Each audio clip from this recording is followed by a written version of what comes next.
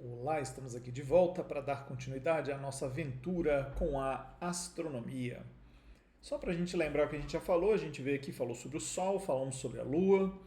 Nos nossos últimos comentários aqui, nossos dois encontros, falamos sobre estrelas e planetas.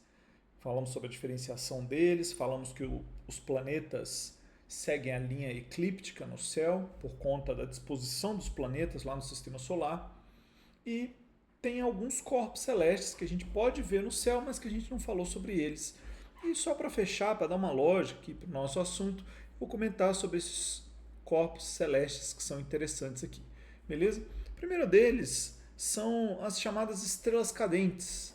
Porque a gente olha para o céu, a verdade é que tudo no céu, se você está vendo, é um pontinho brilhante. Né? Tirando o Sol e a Lua, que é uma bolotona, assim, o resto é pontinho brilhante. A gente pode até falar sobre outros corpos celestes aí, mas em geral é pontinho brilhante, é isso que você vai ver no céu. Eventualmente pode ser que você tenha sorte, a dádiva aí de ver um cometa, mas em geral o que você vai ver é isso aí, estrela cadente, pontinhos. Como é que é a estrela cadente? Você está olhando para o céu, de repente cai um rastro no céu, assim, luminoso, como se uma estrela tivesse caído mesmo, né? Essas estrelas cadentes, galera, são pedaços de rocha que estão por aí espalhados no nosso sistema solar e por algum motivo eles vão passar pela nossa atmosfera. E quando eles passam pela atmosfera terrestre, eles esquentam muito, pegam fogo e caem. Beleza? Estou falando disso aqui só para a gente dar o nome certo. Beleza?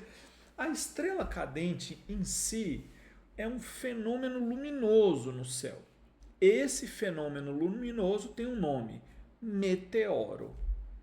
Meteoro é o nome que a gente dá para o fenômeno luminoso que acontece no céu. Você vê estrela cadente caindo. Então, essa é a luzinha aí, meteoro. Beleza? Esse nome meteoro, ele diz respeito a coisas que acontecem na nossa atmosfera mesmo. Daí que vem o nome meteorologia, que é o estudo aí do calor, do frio, do vento, da chuva, né? A meteorologia, previsão do tempo que a gente chama, né? Então é isso aí. Então essa palavra meteoro, ela está relacionada a um fenômeno luminoso que acontece no céu quando uma pedra, um pedaço de alguma coisa, de uma rocha que está lá no espaço, quando esse pedaço passa pela atmosfera e pega fogo devido ao aquecimento com atrito com a atmosfera. Beleza? Essa pedra, para a gente não ficar falando que é pedra, a gente dá um nome. A gente chama essas pedras de asteroides. Então, os asteroides são pedras que estão lá vagando pelo sistema solar, tem que ser o sistema solar, né? Porque senão não vai atingir a Terra. Então, são asteroides, né? São pedras que estão lá vagando pelo sistema solar e por algum motivo elas passam, né? E atingem aí a nossa atmosfera. A nossa atmosfera é um escudo protetor muito importante para esse tipo de coisa não causar grandes problemas por aqui. Por exemplo, não sei se você já viu foto da Lua, mas a foto da Lua tem muito. Quando a gente olha para a Lua, ela tem muitas crateras. Deixa eu pegar uma foto da Lua aqui. Olha aí a Lua de pertinho, ó. Olha aí a Lua. Peguei o cara, que foto boa essa aqui, hein? Ó, você olhando aqui, ó, não precisa nem olhar muito, né? Ó, essa marca aqui, ó, por exemplo. Isso aqui, com certeza foi um asteroide que veio uma que bateu na cara dela aqui, que chega, ficou os rastros aqui, ó. Tá vendo isso aqui, ó? Isso aqui é realmente um grande impacto, um objeto super veloz que veio e se chocou aqui, ó.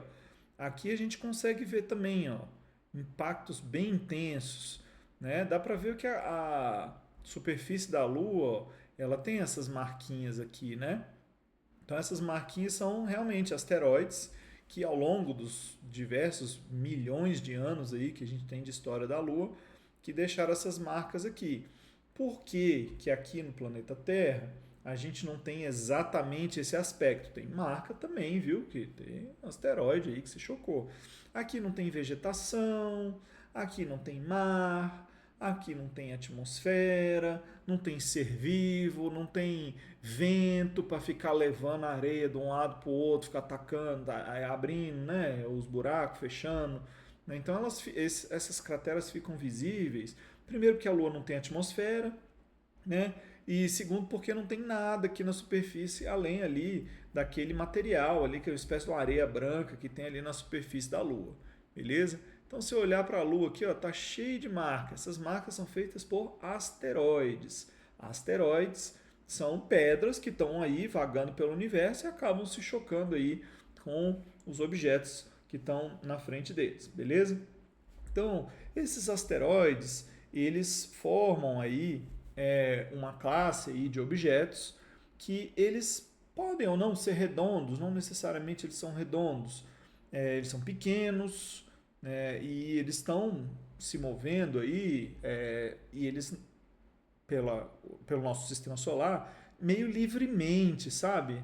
Eles vão sendo puxados às vezes por um planeta, por outro, vão desviando a trajetória. Então um asteroide é isso. Na hora que o asteroide vai lá e passa para dentro. Peraí, deixa eu só botar aqui no slide que eu tava. Foi mal. Peraí, relaxa que eu tenho um plano. Foi. Na hora que um asteroide passa para dentro da atmosfera, ele provoca o fenômeno luminoso, chamado meteoro. Se na hora que ele passar pela atmosfera, ele chegar aqui embaixo, sem ser um farelo, porque virou farelo, acabou. O vento leva, ninguém consegue nem recolher isso, né? Mas se ele não virar farelo, se ele virar uma pedrinha, essa pedrinha cair aqui, essa pedrinha vai ganhar um nome. É uma pedra decorrente de um fenômeno meteoro. Ou seja, meteorito. O sufixo ito a gente usa para pedra. Né? Então você tem lá regolito, é o nome do tipo de pedra que tem lá na Lua, né? O regolito lunar. Aí, então, granito, nome de pedra. Né? Então, um tipo de pedra é o meteorito, que ele vem do fenômeno chamado meteoro. Então, fora da Terra se chama asteroide, passou pela atmosfera pegando fogo, meteoro, se chegar na Terra, vamos chamar de meteorito. Beleza? Então, esses asteroides, né, eles são corpos de massa pequena, não necessariamente são redondos, e eles não são aí, a gente fala que eles não são dominantes na sua órbita, ou seja, eles são puxados para lá e para cá pelos outros corpos maiores, são mais importantes que eles, beleza? É diferente, por exemplo, do nosso planeta, que as coisas ou elas estão orbitando ao redor da Terra ou elas vão cair na superfície da Terra. É isso, porque aqui ao redor não tem nada, né? A gente tem um satélite, que é a Lua, que ela gira ao redor da Terra. Por quê que a Lua gira ao redor da Terra e a gente não fala a Terra está girando ao redor da Lua? Porque a Lua é menor, a Lua tem bem menos massa, é um objeto mais leve, não é tão pesado quanto a Terra. Né? E no movimento, a gente percebe que o movimento da Lua ao redor da Terra, a Terra se desloca muito pouco devido à Lua. Né? A Terra se deforma aí por conta aí da gravidade lunar e tudo mais. Isso até provoca aí o efeito das marés, né? Maré alta, maré baixa, acontece porque quando a Lua passa, ela puxa a Terra e deforma, né? E o oceano vai se moldando aí, porque é líquido, né? Aquela coisa toda, e fica maré alta, maré baixa todo dia, 2 vezes por dia. Né? Um efeito aí que ocorre por conta aí da Lua. Né? Então, os outros corpos celestes que a gente veio a falar aí, que a gente colocou na nossa lista, foram aí as estrelas cadentes, que são meteoros, né? Meteoros, que vêm de asteroides, que estão passando por ali e acabam caindo aqui no nosso planeta. Beleza? Para que eu estou falando sobre esse assunto? Ora, a gente falou até agora que a gente acredita que o nosso planeta tem formato redondo. Isso é uma coisa que não dá para questionar mais, porque nós temos tantas evidências de corpos luminosos que estão ao nosso redor e o comportamento deles é igualzinho há milênios. Então, realmente, temos que acreditar que a Terra tem formato redondo e a simples observação do céu noturno é suficiente para a gente descobrir que, de fato, a Terra é redonda. Agora, o tamanho que é a segunda coisa que está aí no título do nosso capítulo, né? A forma e o tamanho da Terra. É esse o nome do capítulo que nós estamos estudando. Né? O tamanho foi feito pela primeira vez, assim, dentro dos nossos registros que a gente tem aqui, históricos e tudo mais, por um sujeito chamado Eratóstenes. Ele que teve uma ideia muito inteligente para conseguir fazer essa visualização aí, para trazer para a gente, né, uma noção do tamanho do planeta Terra. Beleza? Aqui tá meio esquisito, eu vou ser bem sincero com vocês, mas é uma imagem artística que diz muita coisa. Aqui mostra o cara bonitão ali, segurando um negócio, cult, né? Fazendo as contas ali, sei lá o que ele está fazendo. Mas olha bem para esse desenho. Esse desenho propõe para a gente o experimento que Eratóstenes fez para calcular a circunferência do planeta Terra. Que experimento foi esse? Ora, a primeira coisa que ele fez foi escolher um lugar e nesse lugar estaria marcando meio-dia, né? Então é esse aqui onde eu estou passando a setinha do mouse aqui, ó. Esse aqui está marcando meio-dia. Por que eu sei que ali é meio-dia? Porque os raios solares estão rigorosamente na vertical, beleza? Não é em qualquer lugar do mundo que isso acontece. Não é qualquer dia do ano que isso vai acontecer, mas existe um dia do ano nos lugares, né? Nas estações do ano e tudo mais, na maioria dos lugares, que você consegue falar assim, não, nesse dia é o dia que o Sol vai estar mais na vertical possível. E aí você consegue, então, com facilidade perceber que esse dia aconteceu, né? Acontece ali lá pela volta do fim das 11 e pouca, meio-dia, né? Da manhã, se não tiver horário de verão, que as coisas ficam praticamente sem sombra, tipo, em vez, porque a sombra das coisas normalmente está do lado, né? É como se a sombra estivesse embaixo de todos os objetos. Então, realmente, assim, ó, você tem o sol bem em cima de tudo, assim, fala sol a pino, né? Então, ele colocou aí, ó, o sol bem a pino nessa cidadezinha aqui de cima, e aí ele escolheu uma segunda cidade, né, que ele conhecia a distância, então ele sabia o tamanho desse negócio aqui, ó, dessa distância aqui, em quilômetros de uma cidade para outra, pegou uma cidade bem longe, né? E lá, naturalmente, a sombra não era do mesmo tamanho, porque na hora que os raios solares batiam sobre esses objetos aqui, ele pegou uma torre bem alta ali para usar como referência, né? Na hora que o sol batia por aqui, existia uma sombrinha ali do lado, afinal de contas lá não era meio-dia, o sol não estava a pino. Olha que interessante. Então o que ele fez? Medindo aqui o tamanho dessa sombra, ele conseguiu calcular esse ângulozinho que está aqui e usando ferramentas matemáticas aí que vão chegar ao alcance de vocês aí nos próximos anos. Eu imagino que daqui a 6 anos, lá no segundo ano do ensino médio, vocês vão ter plenas condições de fazer esse cálculo aqui. Por isso que a gente não faz esse cálculo no sexto ano, né, galera? Porque ele é um cálculo que exige uma ferramenta matemática que vocês só vão aprender realmente, né, rigorosamente lá no ensino médio. No nono ano tem um pouquinho, no oitavo ano também, mas firme mesmo que você precisa para fazer o que o Eratóstenes fez é realmente lá no ensino médio, no segundo ano. Então, segunda série no caso. Então, ele pegou essas distâncias aqui e conseguiu fazer o cálculo da distância que deveria existir entre esse ponto da superfície até o centro. Né? Como se ele tivesse calculado o lado desse triângulo aqui, né? Usando ferramentas matemáticas aí. Foi essa a jogada do Eratóstenes. E eu vou te falar uma coisa, viu? Ele errou pouquinho o valor que ele achou para o raio da Terra, que é pouco mais de 6.500 quilômetros aí, ele achou o valor na risca, um valor extremamente preciso para a técnica que ele usou, que basicamente é medir tamanho de sombra em 2 cidades, sabe? Um negócio assim, realmente bem diferenciado, muito sagaz, muito inteligente a jogada dele, porque ele pegou uma experiência extremamente simples e conseguiu calcular uma coisa que é genial, né? Genial, para dizer no mínimo, né? Genial. E aí com isso a gente conseguiu descobrir qual é o tamanho do nosso planeta, beleza?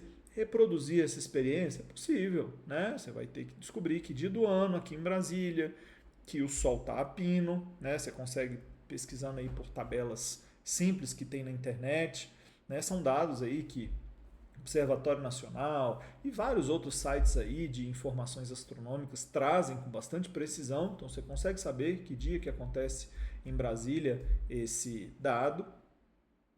Não tem necessidade de você saber essa data de cor, mas esse ano foi agora aí no final de janeiro, início de fevereiro, né, entre o dia 30 de janeiro e 1º de fevereiro, e vai acontecer de novo lá para o dia 10, 11, 12 de novembro, né, em 2026 aqui em Brasília.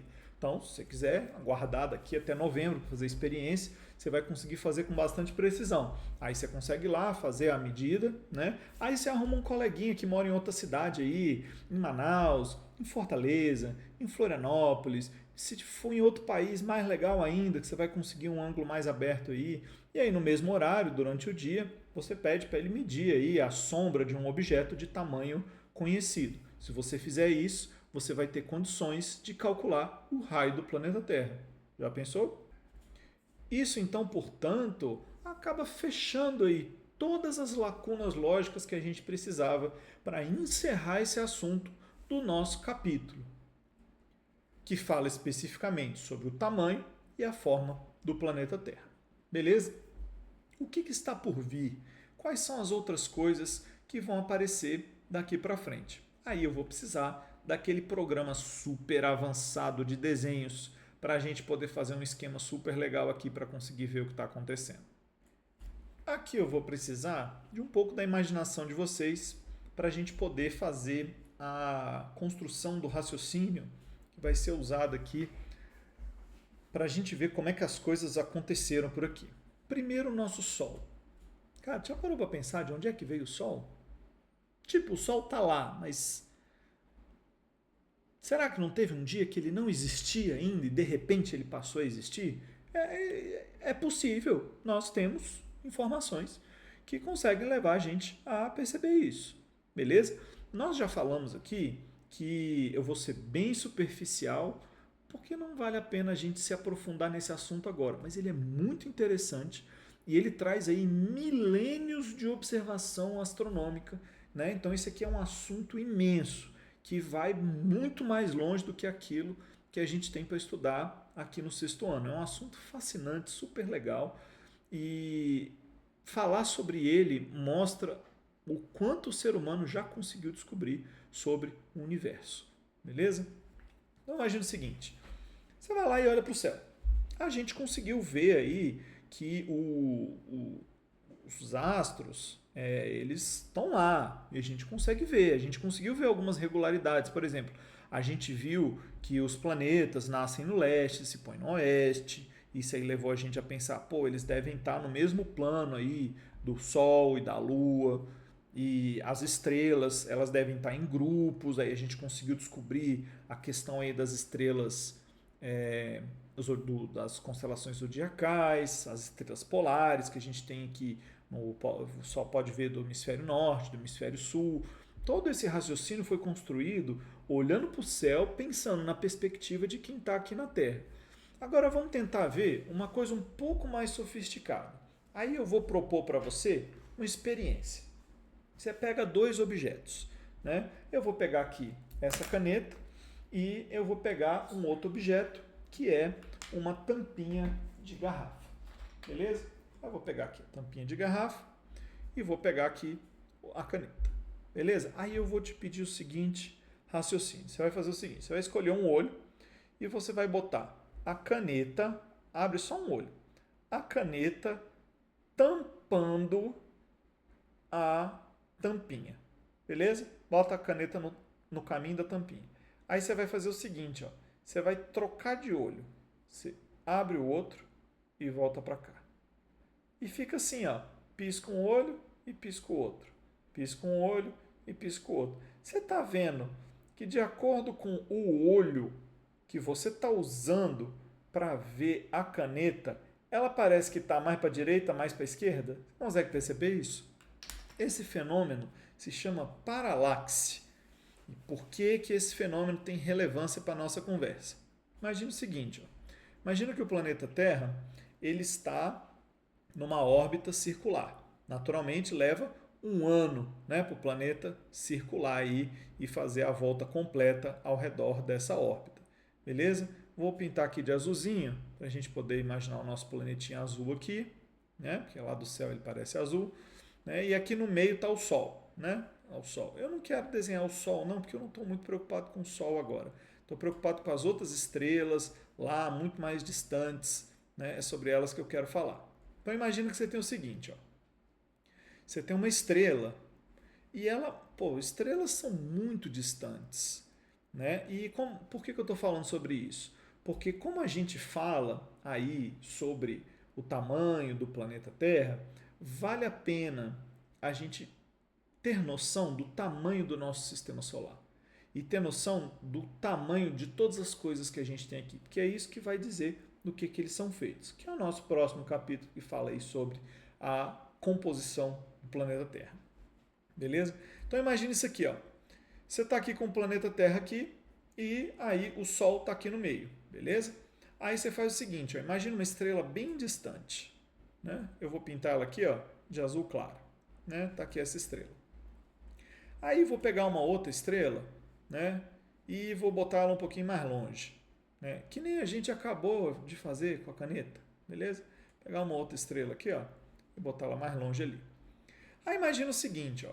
Se você tá aqui, ó, vamos supor em janeiro, e você olha para essas estrelas, aparentemente, ó, aquela estrela lá mais distante vai estar meio que escondida atrás, assim, sabe? Dessa estrela daqui. Então, se você pegar os seus olhinhos, então vamos imaginar um observador bem aqui, ó, vou desenhar seus olhos, ó. Cara, sou muito artista, né? Vou colocar aqui, ó, as pupilas aqui, ó. Pera aí, relaxa que eu tenho um plano. Aí botar aqui, ó. Pera aí, ó aí. Fala sério, tá ou não tá olhando para a estrela? Cara, olha lá, ó, de olhão arregalado. Fala sério. Olha aí, ó. Aí, ó. Então imagina que tu tá bem aqui, ó, olhando para aquelas estrelas ali. Beleza? Quando você olha no céu, elas parecem dois pontinhos muito próximos. Aí, isso aqui, sei lá, em janeiro, né? Daqui 6 meses, vamos botar aqui, ó, janeiro, né? Pronto. Botar uma letrona bem grandona aqui, ó. Pronto. Opa. Isso. Cara, essa ferramenta de desenho ela é muito avançada, né? É muito avançada. Pronto. Aí suponha que passou um tempo. Passaram-se aí. Quantos meses você acha, hein? Para a Terra sair lá de cima e chegar bem aqui.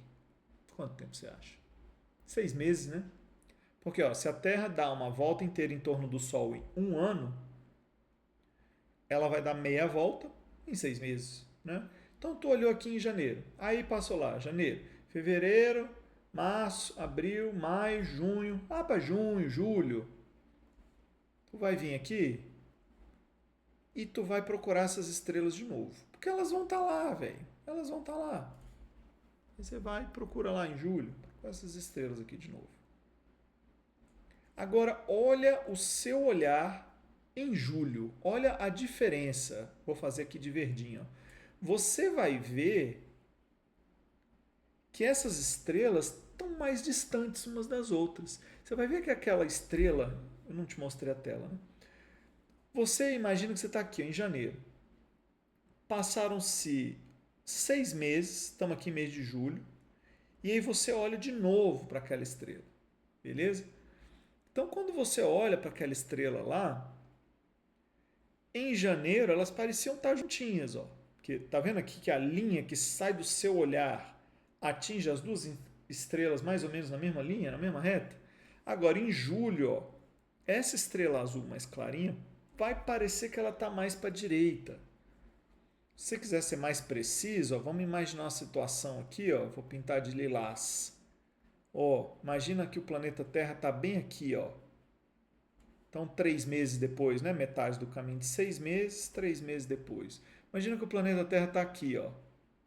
Ó, quando você olhar, você vai olhar a estrela azul escuro e você vai ver, ó, que aquela estrela ali está chegando para o lado e elas estão ficando cada vez mais distantes. O que está acontecendo? Ora, você está vendo a estrela azul e a estrela clarinha. Você está vendo elas aqui. Aí, na hora que você troca o olhar e vê de outro lugar, não precisa trocar o olho não, ó. Faz assim, ó, com a cabeça assim. Ó. Você vai ver, ó, a estrela mais distante parece que nem se mexeu direito. E essa estrela mais próxima vai parecer que mudou de lugar no céu. Essa mudança de configuração ocorre por esse fenômeno chamado de paralaxe, que é um dos muitos métodos que existem para você saber se um corpo celeste está mais distante ou está mais próximo. Não precisa fazer com corpos celestes, pode fazer com objetos por aqui também. Se você fizer aí com um prédio perto da sua casa, uma árvore, né? Você vê, às vezes você vê um avião passando, né? O avião parece estar meio paradão no céu, aí você faz assim, num poste, o poste às vezes está para cá, às vezes está para lá, né? Esse fenômeno se ele for feito, né, for usado aí de maneira rigorosa, ele permite você olhar para dois corpos celestes ao longo do ano, várias vezes, tem que fazer várias observações ao longo do ano, e aí você consegue ver se eles estão mais próximos ou mais distantes. Pô, aí a galera pegou isso e conseguiu fazer um estudo bem aprofundado, um mapeamento do céu, dizendo, esse aqui está mais perto, aquele está mais longe, ó, essa estrela aqui está mais próxima, aquela ali está mais distante. E foi possível, por meio de observação astronômica, descobrir quais são os corpos celestes que estão mais próximos e quais são os que estão mais distantes. Para que a gente pode usar isso? Para saber quais são as estrelas que estão mais perto de nós, quais são as mais distantes. A gente consegue, inclusive, comparar com a distância da Terra ao Sol, com a distância da Terra à Lua. A gente consegue fazer isso hoje de uma maneira bastante precisa. E de que forma isso acaba influenciando os nossos estudos? Porque isso mostra para a gente que o nosso universo ele tem estrelas que a posição delas pode meio que ser determinada mesmo a partir da nossa visão daqui. E aí a galera se empolgou. Lá nos idos de 1600, 1700, uma série de pessoas fez análises astronômicas, fez mapeamento do céu, anotou, né? E astrônomos daquela época, alguns eram super dedicados, né? Teve um sujeito mesmo, o nome dele é Tycho Brahe.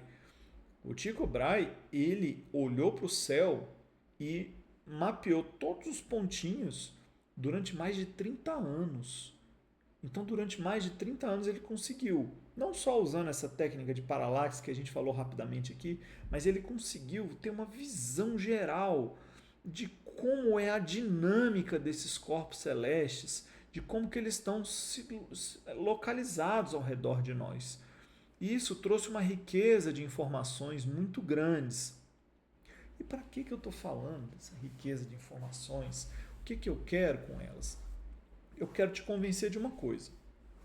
Os astrônomos se tornaram capazes de calcular a distância entre as estrelas, saber quais são as estrelas mais próximas e saber quais são as estrelas mais distantes. Os astrônomos foram capazes de fazer isso. Então a gente consegue ver ao longo do tempo, os séculos, das décadas, pegando as anotações dessa galera aí, a gente consegue ver como que as estrelas estão. Porque elas se movem, né? Elas se movem. Tudo bem que elas estão muito, muito, muito distantes. Então a gente não consegue ter muita noção disso. Porque como a gente falou, né? Objetos próximos, quando a gente troca de visão, eles parecem trocar de lugar. Mas os objetos distantes parecem se mover muito pouco. Então imagina, as estrelas são objetos super, super distantes, bem fora do nosso sistema solar. São muito distantes, tipo assim... Se você pegar uma nave aí e soltar ela lá em 1970, igual o ser humano fez aí, lá com a sonda Voyager, ela não vai atingir nenhuma estrela no tempo de vida de qualquer ser humano. Vai passar gerações e gerações e ela não vai chegar em estrela nenhuma. Né? Então, a gente já fez isso, já tentamos jogar um objeto aí para bem longe, aí, jogamos lá na época, nos anos 70, né? E, pô, ele tá lá vagando. Ele foi sair do sistema solar um dia desses. Tá no sistema solar ainda. Quem dirá atingir a próxima estrela. Né? E qual é a informação bombástica que eu quero deixar? Você já percebeu que todo fim do vídeo eu trago informação bombástica, né? Qual é a informação bombástica? Os astrônomos, pegando as anotações e as observações astronômicas ao longo das décadas, dos séculos e todos os registros que nós temos, descobriram uma coisa muito impressionante. O nosso universo, suas estrelas, estão em constante processo de expansão. É isso. Tu não está chocado, não? As estrelas do universo estão em constante processo de distanciamento, de separação. Tu duvida? Tu vai ter que pegar 30 anos de observação astronômica, pegar as distâncias e ver. Começou a ficar difícil de constatar, né? Porque até agora, quando eu falava que o Sol nascia e se punha no leste, no oeste, era só tu olhar para a janela que você via, né?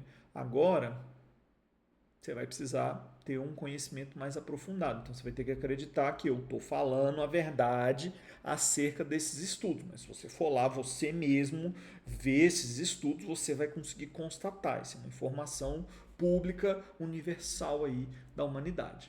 O universo está em expansão. A cada dia, o universo está se expandindo. A cada dia, as diversas estrelas do universo estão se distanciando. Para a gente, vendo esses objetos super distantes, isso é super lento. Você não consegue ficar olhando para o céu durante uma noite. Você tem que pegar décadas de observações para conseguir tirar alguma conclusão. Mas essa é uma verdade que ninguém conseguiu refutar até agora. O universo está em expansão. E aí eu vou falar para você guardar essa informação, que as coisas continuam na nossa próxima aula. Valeu, falou.